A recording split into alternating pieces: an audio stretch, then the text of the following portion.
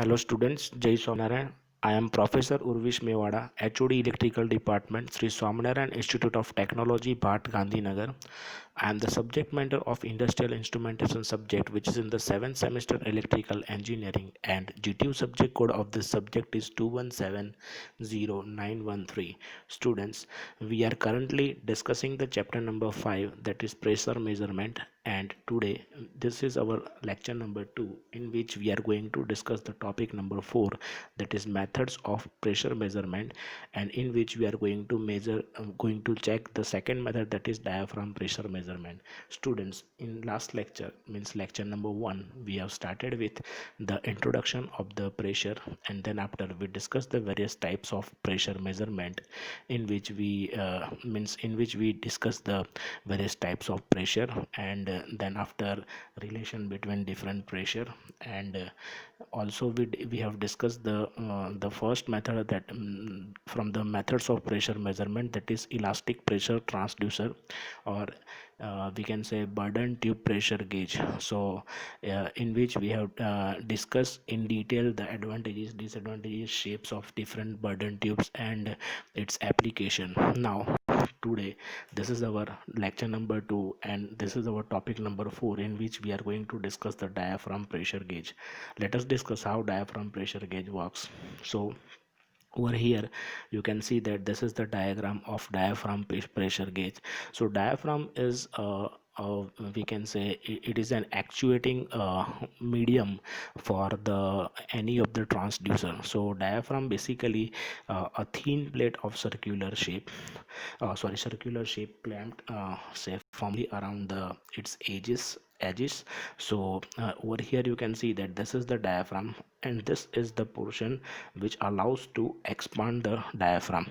Now when the pressure applied on the either side of the tight diaphragm, then it gets deflected. So this is the structure in which we used a diaphragm, and the placement of diaphragm is like you can see that in the center portion of this tube, and this is the point from where we are inserting the applied means unknown pressure, and by as we insert the unknown pressure from this side, so due to the means force, or we can say applied force of this unknown pressure, this diaphragm will move in upward direction, and it is say elastic material, or means stretchable material. So as we give input pressure to this diaphragm will get expand, and as it is elastic material, so it gradually actuate the this actuating means linkage which is connected with the diaphragm, because as its property is say elastic, or we can say like resisting type, so it gradually allows to means move this diaphragm due to its elasticity.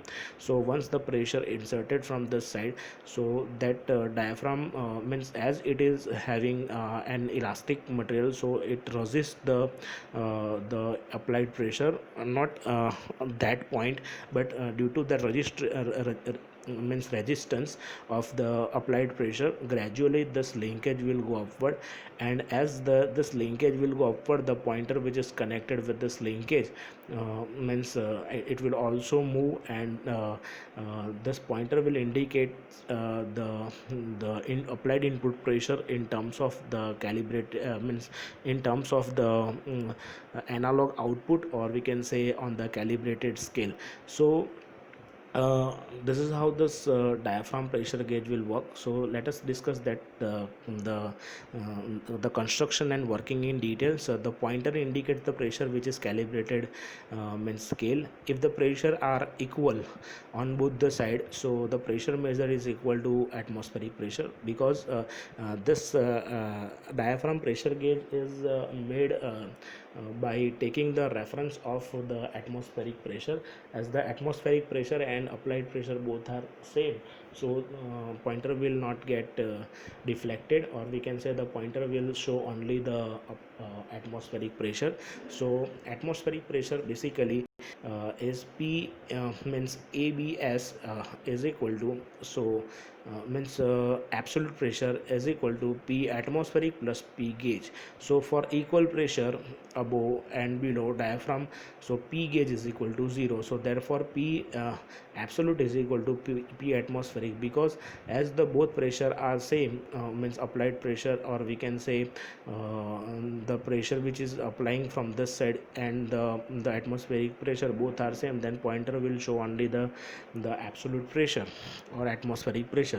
So this is how the diaphragm pressure gauge will work. And in diaphragm, means as a diaphragm we can use different shapes and material of the diaphragm. So you can see that this is the flat diaphragm, this is the corrugated diameter diaphragm. So it is like a roof sheet. So means this is the shape which allows to expand uh,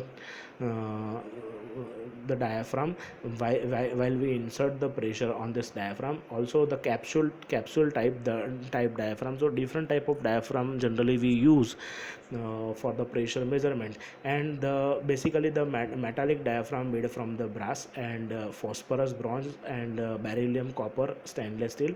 And the non-metallic diaphragm are made from the synthetic rubber and the neoprene and leather, then teflon, and elastomers reinforced by the cotton and nylon. So such type of materials basically used for the different type of diaphragms.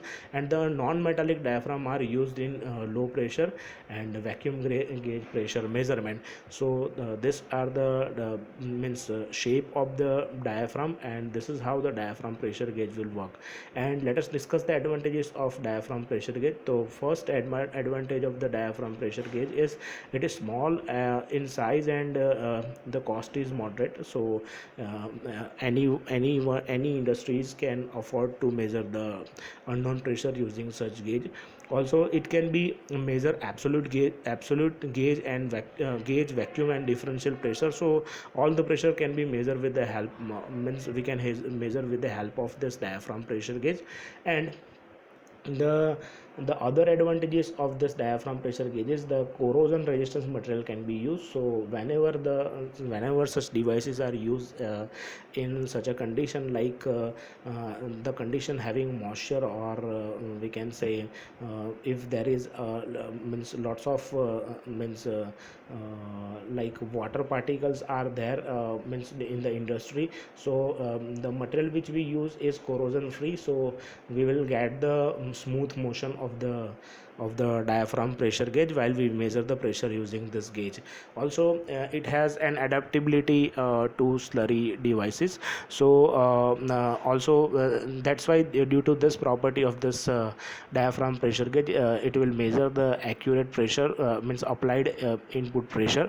And it has good linearity, because as I already explained that this material is having elastic property. So it will not easily allow to means expand the gauge, as it is calibrated according to the atmospheric. So whenever the applied pressure is increased more than the gauge pressure, absolute pressure or atmospheric pressure, then this gauge will show the deflection, and this deflection will be smooth, as we use the elastic material for the diaphragm pressure gauge.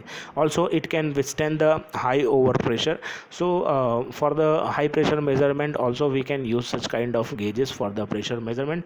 And the disadvantage of such gauges are it has lack of vibration and shock resistance. So means whenever the pressure applied due to the elasticity of the diaphragm, means it whenever the vibration occur, then this diaphragm will get vibrated.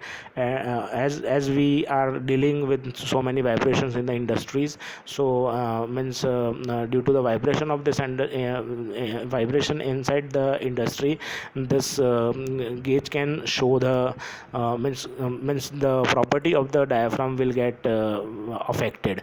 Then it is limited to relatively low pressure pressure. So for the low pressure measurement, we can use this means if we want to measure the high pressure, then we need to use suitable diaphragm for the high pressure measurement. So the limitation of this is we can use, but we need to do certain modification in the diaphragm for the high pressure measurement or heavy pressure measurement. Also, repairing work is difficult because as we use the diaphragm, so it is not repairable. We need to change the diaphragm if any of the problem occur in the diaphragm of the diaphragm pressure gauge. So this is how the diaphragm pressure gauge will work. So let us discuss the next topic in this topic number 5 of the methods of pressure measurement. The third method is bellow pressure measurement. So basically bellow pressure gauge is say it is also an elastic element, also longitudinally expansible and say collapsible member. So it consists of the several say convolutions of the folds which are say fabricated and forming the drawn tube. So as we already seen like means the paper means if we fold that if we fold any paper in say zigzag format, and if we make it circular, then whenever we expand as we we make it zigzag, so it will get expanded, and we can means it is just like a tube of such paper, and that paper is having good elasticity. So whenever the pressure is applied, so this due to the applied pressure, this paper will get expand up to its limit, and as we give the input pressure inside the bellow, as the expansion means due to the inside means intake of the pressure, this bellow will get expand, and the actuating material, or we can say the transducer which is connected with that bellow will show the deflection according to the applied pressure. So the metallic bellow are say most accurate. Generally we use metallic bellow for the means pressure measurement in the industry, and this can be measure pressure between 3 kilonewton per meter square and 100 kilonewton per meter square. And however when we use the conjunction with heavy range spring, so some bellow gauges can be used to measure pressure greater than the 700 kilonewton per meter square. So this is one of the advantage of this technique for the pressure measurement. So according to the pressure measurement requirement, we can use different type of bellows for different level of pressure measurement. Also, bellow are made of an alloy which has a high fatigue strength. So due to the compression and the expansion, it will not get fatigue, and the means this material having a good property or elastic property. So whenever we use it, it will show the the accurate movement because we use a good elastic material or the synthetic material for this bellow.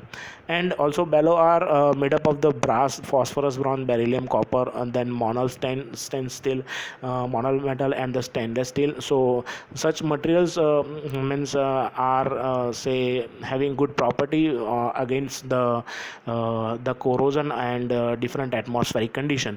And the choice of material depends upon the pressure range and corrosion resistance. So this is already I discussed that according to the pressure means level of the pressure measurement and according to the atmospheric condition, we use different material for the bellow, and it can be measure temperature pressure from 3 kilonewton to 700 kilonewton per meter square, while we use different material according our requirement for the pressure measurement. Also the construction and working. So let us discuss the construction and working. So whenever the pressure is applied which is fed inside the say the bellow gauge or bellow tube, it acts on the outside of the bellow and get compressed. So whenever the pressure is applied, it will get stretched and or compressed according to the requirement, and the force which end of say bellow moves against the opposition force of spring. So according to the shape of the bellow, you can see, you can imagine that it is like a spring, and when we compress it, then spring shape doesn't allow easily to get compressed. So due to this property, the we can measure the pressure, unknown pressure, using this gauge very smoothly. Also, this free end movement is say transmitted to the pointer, and this pointer will also will get deflect as we give the unknown pressure inside, means at the bellow, and as the bellow will get compressed or it will get expand according to the movement of this bellow, the pointer scale which is attached with the bellow will also get move, and we can measure that unknown pressure with the help of this bellow. So over here you can see that we have the say different means differential bellow pressure gauge. So we are applying pressure from both the side, over here and over here. Both the pressure suppose are same, then this say connecting link will remain in equilibrium, and the pointer will show the deflection according to the applied pressure.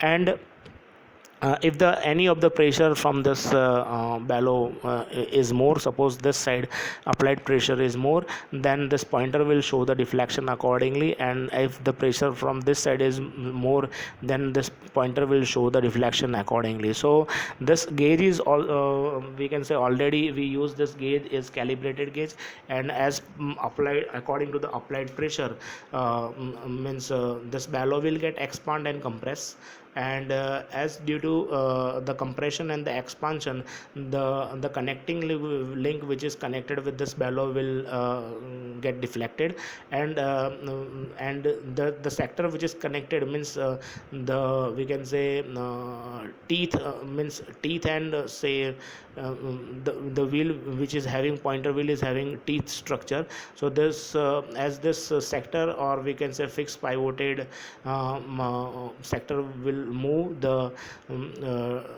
the pointer will also get moved, and it will show the deflection according to the applied pressure. Over here you can see that the bellow pressure gauge for the gauge or say vacuum pressure measurement. So over here from this side you can see that over here from this point we are applying the pressure, and as we know the property of the bellow, it means easily, means it doesn't allow easily to move the pointer. So as we give a sufficient amount of pressure, say more than the atmospheric pressure, then and then with this bellow will get compressed, and due to the compression, means the connecting link which is connected with this bellow will also move, and the sector which is connected with this connecting link which will also move, and so as the pointer will show the deflection on the calibrated scale. So this is how we can use the bellow scale pressure gauge, or we can say bellow pressure measurement technique. And let us discuss the advantages of this method. So first the advantage of this method is it's having the simple and rugged construction. So it can be used for the say different industrial or we can say different atmospheric condition. Also it can measure the gauge vacuum absolute and the differential pressure. So any of the pressure can be measured with the help of this bellow pressure gauge. Also it is good in say low and moderate pressure range with say moderate cost. So as we need to if we need to measure a high pressure, so the cost of the say bellow according to the means the level of the pressure will get increased. So it is having a moderate cost for the different level of pressure measurement. And let us discuss the disadvantage of this method is it is not suitable for the high pressure measurement. Also it requires the say compensation for the ambient temperature changes. So whenever the temperature changes, the say due to the changes in temperature, the means the property of the say bellow will get deteriorate gradually. So it requires the compensation of ambient temperature. Also, it is not suitable for the dynamic measurement due to the mass and say longer relative motion. So means if you want to measure a fixed quantity with the means fixed input pressure, means steady pressure with the help of this bellow pressure gauge, then it is suitable. If we need to measure a dynamic pressure, then it will take some time to get or we can say show the deflection, because the bellow needs to travel from the initial or we can say stretchable section to the compression section. So it will take some time, and as we know the property of the bellow material, it will not easily allow to get compressed. So it will take some time to get compressed according to the applied pressure, and so as it will show the deflection, or we can say it will take some time to get deflected. Also, it is used only in say conjunction with a reliable spring of say appreciably higher stiffness for say accurate characterization. So due to such arrangement, we can measure an accurate pressure with the help of this bellow pressure gauge. And the application of this bellow pressure gauges, it is used for measurement of say absolute gauge and differential pressure, and they are also used as say primary transducer in say conjunction with potentiometer to measure a pressure. So we can use different arrangement with the bellow pressure gauge, and we can measure pressure using this bellow pressure gauge technique. So this is how we can explain the bellow pressure gauge. Now let us discuss the topic number 4, means topic number 6, in which we are means methods of pressure measurement, in which the fourth point is strain gauge pressure transducer. So let us discuss how strain gauge pressure transducer works. So over here the principal advantages and disadvantages which are explained of the strain gauge pressure transducer. So basically the principle of the strain gauge pressure transducer is say we can use bellow or Bourdon tube is used in primary element, which converts the pressure energy into the mechanical energy. So the strain gauges is used as secondary element whenever we use bellow or any Bourdon tube for the measurement of pressure, and which converts the mechanical energy into the electrical energy. And the resistance of the strain gauge wire is proportional to its length, as we already know. We have already studied in resistance strain gauge, or we can say strain gauge basically works on the principle of change in the length. So it is nothing but the conducting material, and whenever any compression or say expansion applied on the strain gauge, it will get stretched or it will get compressed, and due to the compression and expansion, the length of the wire will get increase or decrease. And so as from the equation R is equal to rho L by A, length changes, resistance will change, and we can use that principle, or we can say that strain gauges in balanced arm bridge. So over here you can see that we have the say this is the construction of the say strain gauge bridge circuit. So this is the placement of strain gauges inside the this box. So whenever we apply the pressure, due to that applied pressure, this R1, R2, R3 will get expand or compress accordingly. And as this R1, R2, R3 means that if there is no pressure applied, then this all four strain gauges are connected in this balance bridge.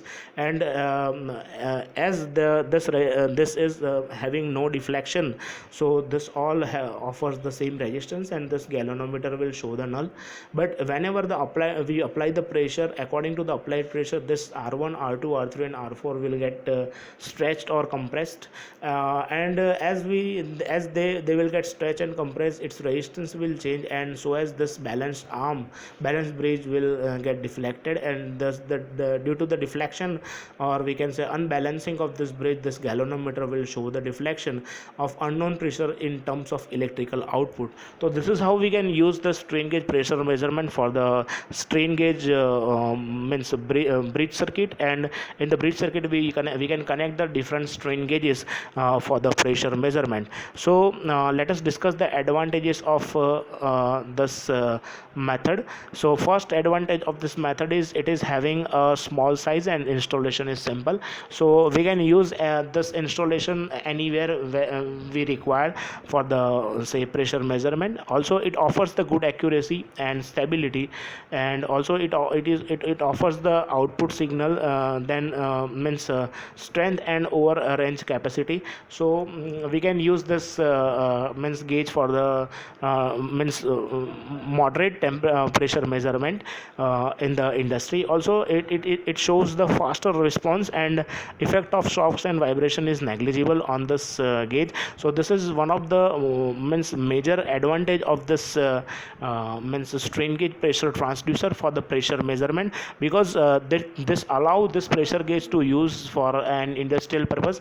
Also let us discuss the disadvantages of this strain gauge pressure transducer. So the disadvantage of this pressure transducer means strain gauge pressure transducer is it is costly and constant supply voltage is needed. So this is one of the say a major disadvantage of this gauge. So in before this theory we studied the gauges which are mechanical gauges. So there were no electrical or electricity is required for the operation or actuate as an actuating quantity.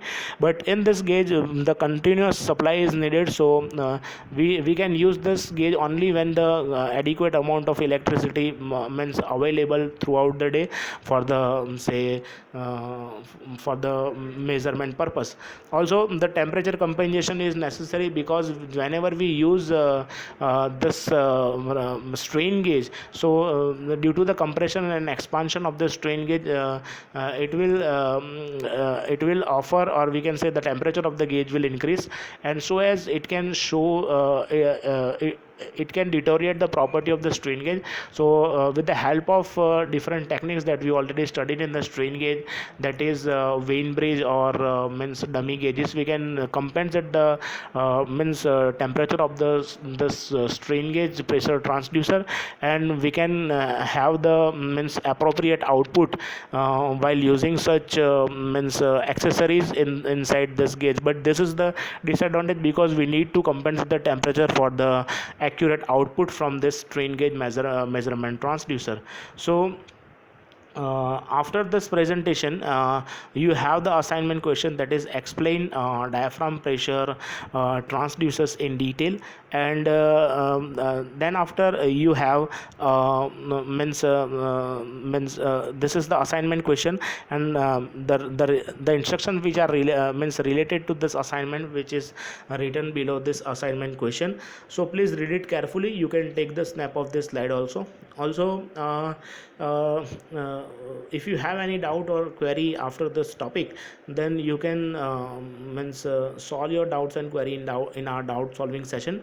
Also if you have any further query or doubt after doubt solving session, then feel free to call me to solve your queries and doubt related to this topic. So thank you very much student, thank you very much all. Jai Swaminarayan. Thank you all.